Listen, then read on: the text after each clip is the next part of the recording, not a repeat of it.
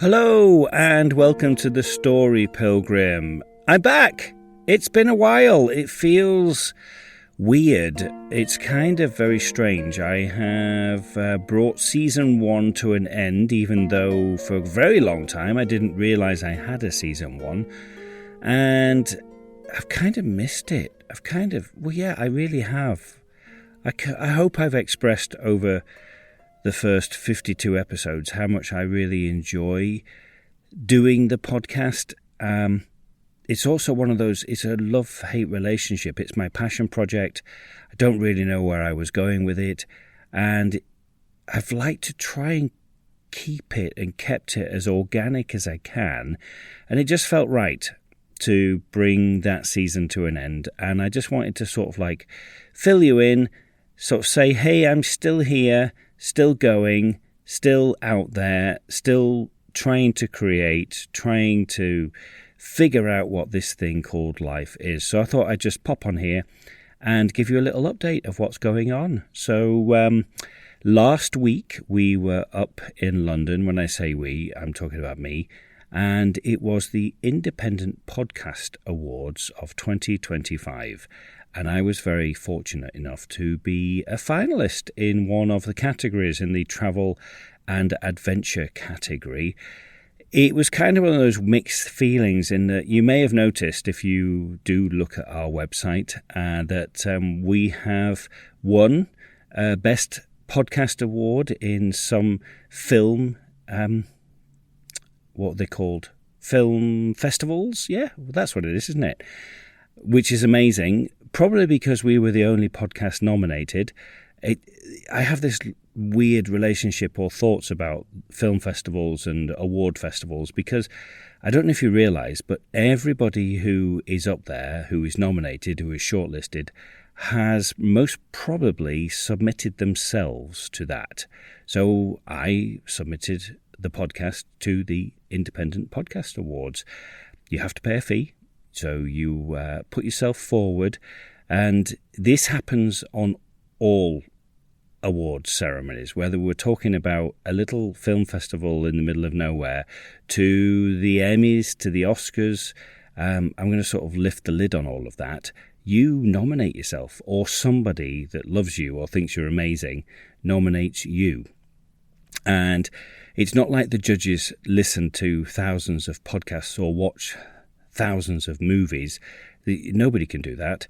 So people nominate, or you either nominate yourself. Even for the Walk of Fame in Hollywood, you have to pay a fee to have your hands and feet put into the concrete there. It's not like the industry goes, you're amazing, we're going to put you on down there. That doesn't happen.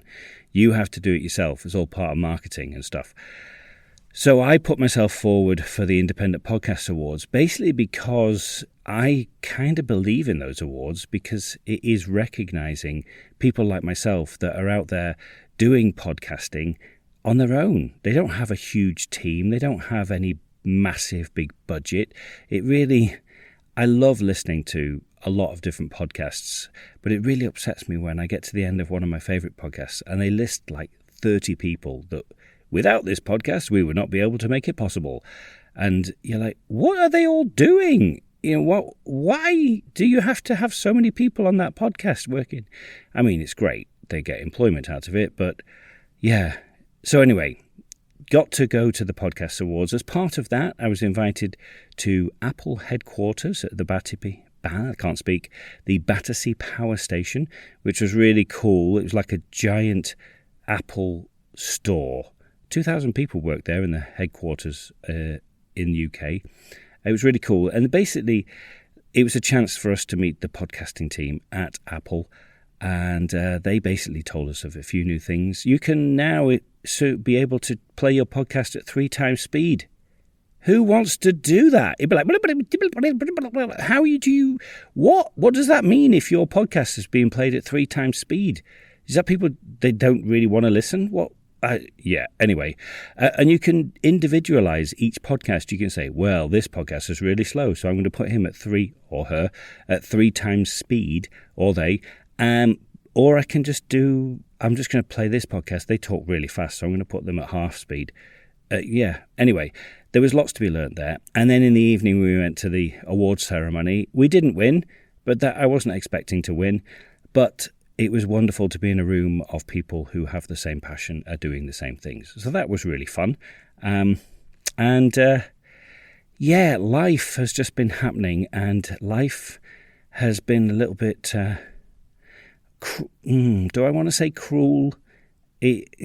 Difficult, let's put it that way. Those of you that know me will know what's going on. I'm going to be a bit cryptic in that I don't need to share everything. There is such a thing as oversharing. But, what I kind of wanted to say was, have you ever, wanted something, but you're not really sure that you want it? It's not one of those things that's like, let's shout it from the rooftops kind of way. It's more like just, I'm going to take the door off the latch, and if the thing arrives and knocks, I'm just going to open it very, very gently and see what that is. So you don't rearrange your life for it, but you just leave a little bit of a space on the shelf just to sort of say, well, I'm going to clear a corner of my heart just in case it does happen. So as part of that, then you start preparing for it, but not fully, just quietly. You shift a few things around. You start to shift the thoughts of the potential that could happen, your plans maybe, even your language. You start to use different words that you've never really thought about using before. And you start saying, well, if it did, you just sort of start saying that a little bit more gently. And then one day that thing happens. The thing that you told yourself not to pin your hopes on. And you get this sort of strange mix of feelings of disbelief, but also of joy. And it's as if the universe has said, all right, let's just see what you can do with that. And you think, well, okay, maybe I did want this. Maybe I do deserve this. After all, maybe all of the walking, all of the false starts were actually getting me ready for this, and they were leading me here. And then without warning, the thing that you started to believe in is gone. There's no drama, there's no music, it's just gone. And you stand there, blinking, a little bit numb. You're half expecting somebody to say, yeah, haha, we're only kidding. But nobody does. You're just left there holding a feeling that just doesn't quite have a name. It's somewhere between like real heartbreak and just static. Now, I've been trying to find a metaphor for this, and the closest thing that I can get to is that you are walking a path, and then that path just stops. There's no sign, no dead end sign, no fence. The path just fades into nothing. And there you are, you have a map, and that map no longer matches the ground that is beneath your feet or it is around you. So what do? Well, you stand still. You wait. And maybe there was somebody else on that path with you that is stood next to you. So you try not to scare them. They're stood there, you can see them. They're holding this invisible map as well. So you start to talk about things.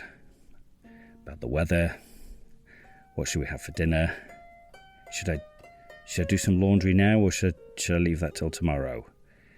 Because words about the missing path would make it real again. I remember the Austrian poet and novelist Rainer Maria Rilke wrote, "Let everything happen to you, beauty and terror. Just keep going. No feeling is final." And maybe that's all we can do when the path disappears. Just keep going. Trust the silence will shift again.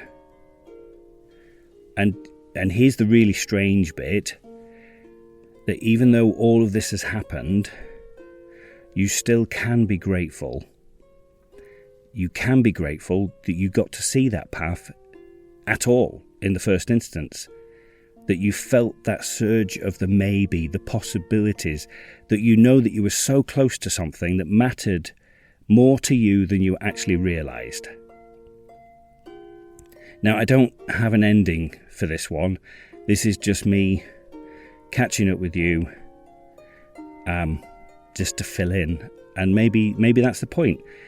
I've said it before and I will say it again. Aristotle said that every story should have a beginning, a middle and an end, and I kind of disagree with that. I kind of like the stories that don't have an end, and that's where I'm at the moment.